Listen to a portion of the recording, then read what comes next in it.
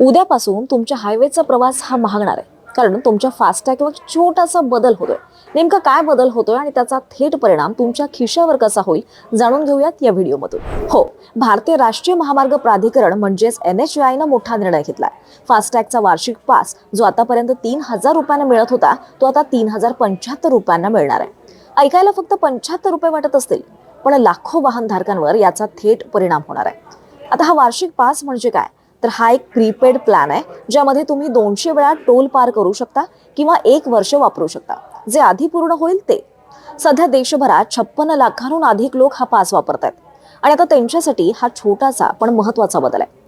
आणखी एक महत्त्वाची गोष्ट म्हणजे जर तुम्ही 1 एप्रिलच्या आधी हा पास घेतला तर अजून सुद्धा तुम्हाला तो 3,000 रुपयात मिळू शकतो. नंतर मात्र खिशाला थोडा जास्त भार सहन करावा लागणार आहे.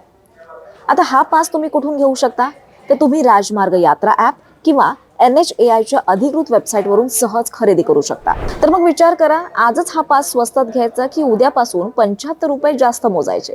तुम्हाला ही माहिती कशी वाटली हे आम्हाला नक्की सांगा आणि आमच्या सगळ्या सोशल मीडिया प्लॅटफॉर्म्सला लाईक, शेअर आणि सबस्क्राईब करायला विसरू नका.